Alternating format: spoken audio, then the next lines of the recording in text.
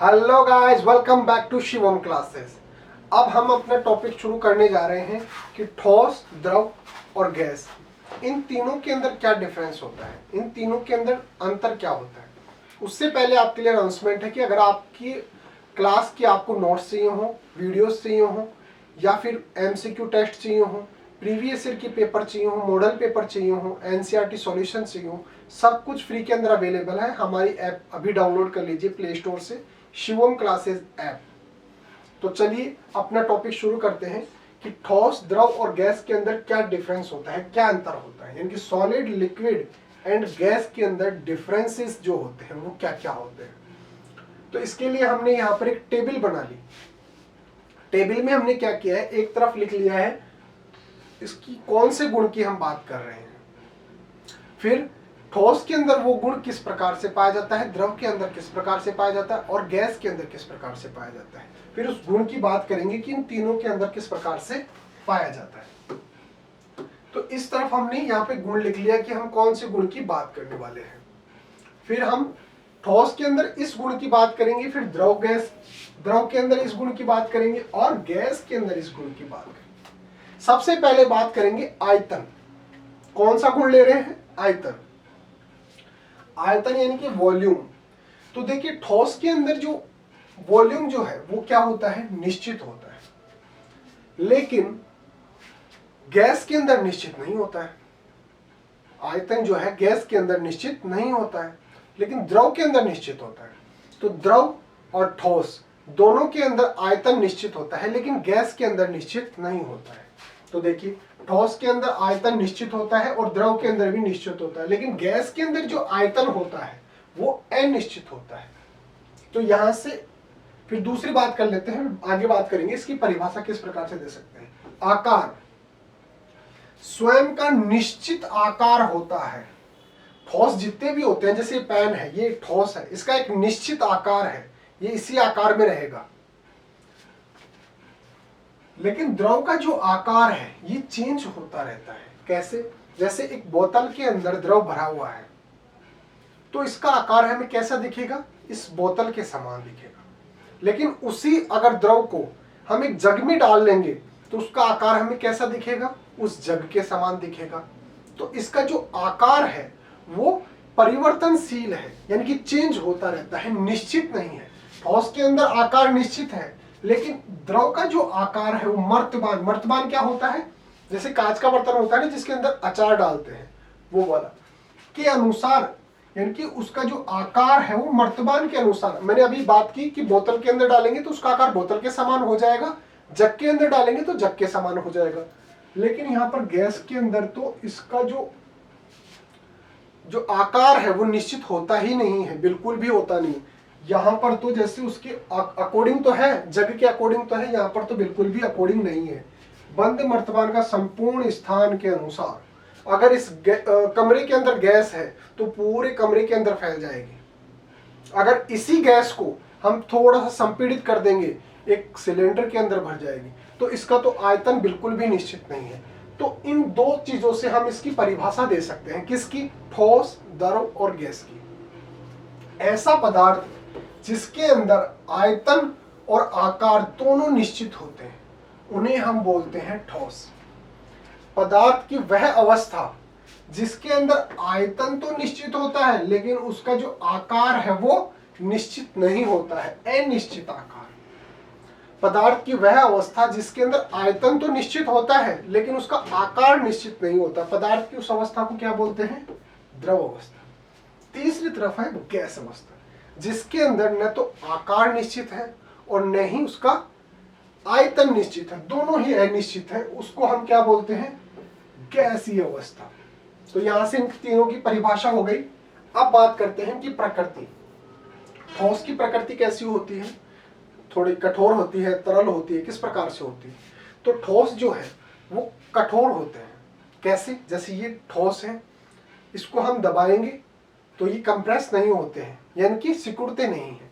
तो इसका मतलब ये क्या हो गए? कठोर हो गए। लेकिन जो द्रव है वो क्या है? तरल है। तरल का मतलब एक स्थान से दूसरे स्थान पर बह जाना, फैल जाना। इस प्रकार से क्या हो गया? ये तरल हो गए। ये क्या होते हैं? विस्तीर्ण विस्तीर्ण का मतलब इनका तो जो प्रकृति है, ठोस भी नहीं है, तरल भी नहीं है, ये तो बिल्कुल इनके जो कण है वो बिल्कुल दूर दूर भागते हैं। इनकी कणों के मध्य किसी भी प्रकार का कोई आकर्षण बल नहीं पाया जाता है। ये बिल्कुल विस्तृत हो जाते हैं, फैल जाते हैं। फिर बात करते हैं घनत्व की। घनत्व ठोस के अंदर सबसे ज्यादा पाया जाता है। फिर दूसरे नंबर पर घनत्व पाया जाएगा तरल के अंदर, और सबसे कम घनत्व जो पाया जाएगा वो गैस के अंदर। तो देखिए घनत्व जो है वो अधिक सबसे किस में पाया जाएगा, ठोस में। फिर ठोस से कम किस में, द्रव में, और इसमें सबसे कम पाया जाएगा गैस के अंदर। फिर विसरण, एक दूसरे के अंदर चीजों का मिल जाना विसरण कहलाता है। जैसे पानी का कप ले, पानी के कप में फिर दूसरे कप के अंदर लेंगे हम जैसे मौसमी का जूस। अब अगर इसमें डाल देंगे तो ये एक दूसरे के अंदर मिल जाएंगे। अब आप इनको डिफरेंशिएट नहीं कर सकते कि ये जो है ये पानी है और ये है। तो ये होता है विसरण का गुण, एक दूसरे के अंदर मिल जाना। तो सबसे कम जो है विसरण का गुण पाया जाता है ठोस के अंदर। कैसे, जैसे हमने एक ठोस चीज ली और दूसरी ठोस चीज ली, इन दोनों चीजों को आपस में इस प्रकार से रख दिया। जैसे मेरा हाथ भी ठोस है और ये भी ठोस है, यहाँ पे रख दिया। क्या ये चीजें एक दूसरे में मिल गई? नहीं मिली। इसका मतलब इनके अंदर विसरण का गुण सबसे कम पाया जाता है। लेकिन द्रव के अंदर क्या होता है, द्रव के अंदर हो गया कि एक दूसरे के अंदर मिल जाते हैं। लेकिन सबसे ज्यादा अगर विसरण का गुण पाया जाता है वो है गैसों के अंदर। गैसें जो है वो एक दूसरे के अंदर घुली हुई रहती हैं। तो सबसे ज्यादा विसरण का गुण किसमें पाया जाएगा, गैस के अंदर। फिर सब थोड़ा कम द्रव के अंदर, और सबसे कम जो है वो किसमें पाया जाएगा विसरण का गुण, वो पाया जाएगा ठोस में। चीजों का एक दूसरे के अंदर मिल जाना। जैसे गैसें, जितनी भी गैसें हैं, नाइट्रोजन, ऑक्सीजन, कार्बन डाइऑक्साइड, हमारे वातावरण के अंदर एक दूसरे के अंदर घुली हुई तो है। तो क्यों है, क्योंकि उनके अंदर जो विसरण का गुण है वो सबसे ज्यादा पाया जाता है।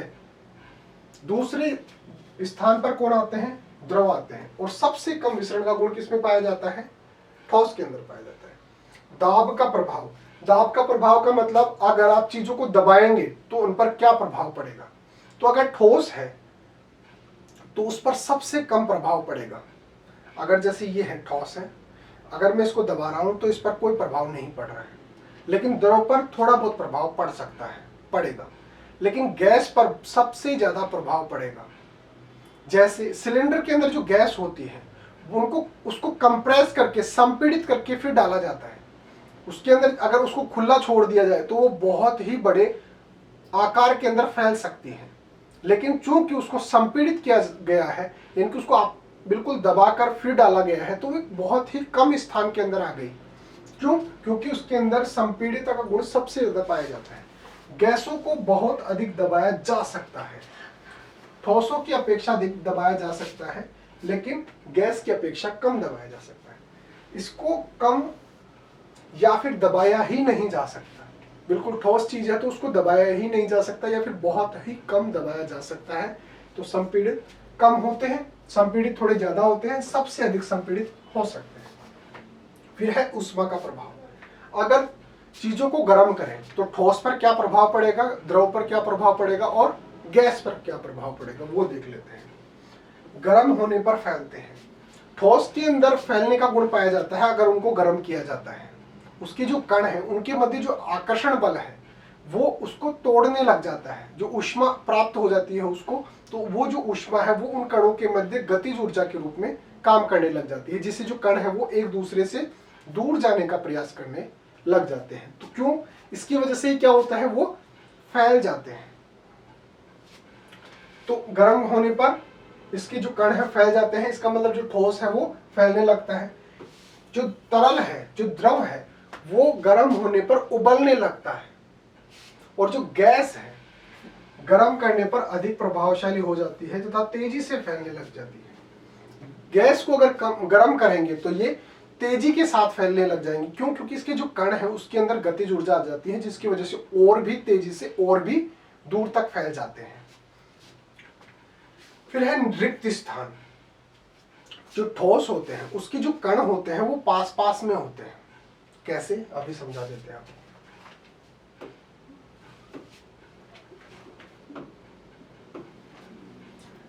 जैसे ये है, ये कण है।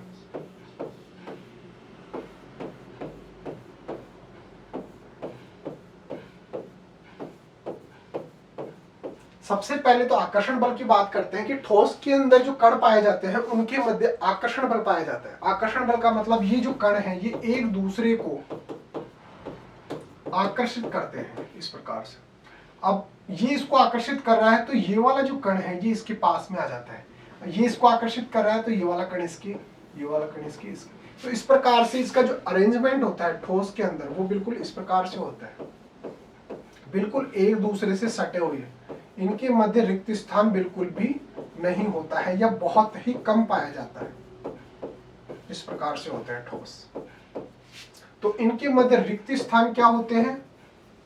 कम होते हैं। लेकिन द्रव के अंदर थोड़े दूर दूर पाए जाते हैं,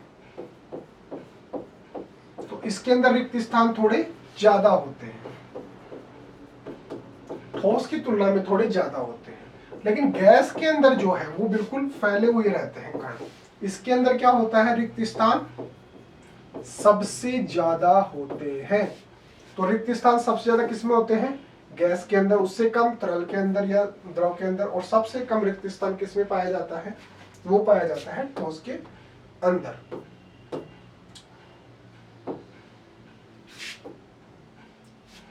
तो देखिए यहां पर हम बात कर रहे थे रिक्त स्थान की, तो रिक्त स्थान सबसे कम किसमें पाए जाएंगे? ठोस के अंदर पाए जाएंगे। फिर पाए जाएंगे द्रव में। फिर सबसे अधिक जो रिक्त स्थान पाए जाएंगे वो किसमें पाए जाएंगे? गैस के अंदर। देखिए यहाँ पे अभी बात कर रहे थे ना, ये ठोस के कण है, ये आपस में बिल्कुल सटे हुए हैं एक दूसरे से, तो यहाँ पर जो रिक्त स्थान है वो बहुत ही कम है। यहाँ पर तुलनात्मक रूप से जो कण है वो एक दूसरे से दूर दूर पाए जाते हैं, तो इसका मतलब रिक्त स्थान थोड़े ज्यादा हो गए। किसकी तुलना में? ठोस की तुलना में। और इसमें सबसे ज्यादा रिक्त स्थान पाए जाते हैं क्योंकि इसके कण जो है वो बहुत ही दूर दूर पाए जाते हैं। नेक्स्ट है क्वथनांक। क्वथनांक का मतलब हो गया किसी चीज को जो उबालते हैं वो कितने तापमान पर उबलना शुरू हो जाता है। ये सबसे अधिक, यानी कि अगर इसको उबालने की कोशिश करेंगे, ठीक है, तो इसको तापमान बहुत ही ज्यादा देना पड़ेगा, और इसकी तुलना के अंदर इसको उबालना थोड़ा आसान होता है। यानी कि उसको ऊष्मा, कहने का मतलब ऊष्मा देंगे तो उसका जो आकार परिवर्तित होता है उसको मान लीजिए, इसके अंदर क्या होता है? थोड़ा आसान रहता है, यानी कि कम तापमान पर ही ये उबलना शुरू हो जाते हैं।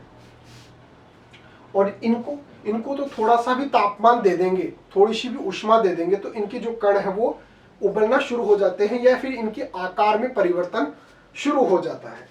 तो सबसे कम इसका प्रभाव किस पर पड़ेगा? गैस पर पड़ेगा। सबसे जो अगर जैसे सबसे ज्यादा तापमान किसको देना पड़ेगा कि ये उबलना शुरू हो जाए या फिर अपने आकार को परिवर्तित कर ले? वो है ठोस को। फिर उससे कम तापमान देंगे तो द्रव जो है वो अपना आकार चेंज हो जाता है या फिर उबलना शुरू हो जाता है। तीसरा जो है गैस, इसको सबसे कम तापमान देंगे तो भी ये उबलना शुरू हो जाएगा, या फिर हम कह सकते हैं कि अपना आकार चेंज हो जाता है। जैसे पानी जो है वो उबलना शुरू हो जाता है, कहने का मतलब वो द्रव से वाष्प के अंदर बदलना शुरू हो जाता है। तो एक निश्चित तापमान होता है, तो सबसे अधिक तापमान की आवश्यकता किसमें पड़ेगी? ठोस के अंदर। उससे कम तापमान की आवश्यकता किसमें पड़ेगी? द्रव के अंदर। और सबसे कम तापमान की आवश्यकता किसमें पड़ेगी? गैस के अंदर। अब बात करते हैं कि उदाहरण क्या क्या होते हैं। ठोस कौन से होते हैं, द्रव कौन से होते हैं, और गैस कौन कौन से होते हैं। ठोस की बात करते हैं, बर्फ, पत्थर, धातु, कार, ईंट, रबड़ आदि जितनी भी चीजें होती हैं वो क्या होती हैं? ठोस होती हैं। ये ठोस के उदाहरण।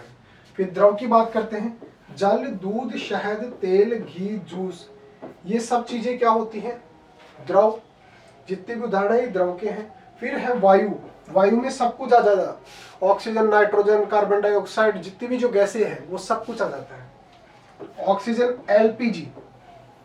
एलपीजी हम घरों के अंदर जो गैस यूज करते हैं खाना बनाने के लिए वो है एलपीजी। और सीएनजी क्या है? जो गाड़ियों में जो गैस यूज की जाती है उनको चलाने के लिए वो है सीएनजी।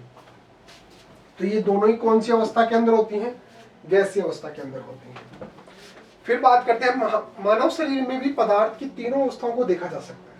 हमारा जो शरीर है उसके अंदर पदार्थ की तीनों अवस्थाएं विद्यमान रहती हैं। कैसे? हमारी जो हड्डी है वो किस अवस्था के अंदर रहेगी? ठोस अवस्था के अंदर रहेगी। अगर हम हमारी हड्डी को दबाने की कोशिश करेंगे तो ये दबेगी नहीं। जो पहले वाला इसका गुण देखा था ना, आकार निश्चित होता है, तो इसके कारण क्या होगा, ये आसानी से नहीं दबती। देखिए ठोस हड्डियां हैं, द्रव क्या है, रक्त। जो हमारा खून है वो द्रव अवस्था के अंदर हो गया, और गैस के अंदर हम जो ऑक्सीजन हमारे फेफड़ों के अंदर है, हमारे शरीर के अंदर जो हमारे रक्त के अंदर घुली हुई ऑक्सीजन जो है वो कौन सी अवस्था हो गई, वो गैसीय अवस्था हो गई। तो आज के टॉपिक में ये इतना ही था। ये तीनों के अंदर हमारे को डिफरेंस बताना था कि ठोस, द्रव और गैस के अंदर क्या डिफरेंस होता है।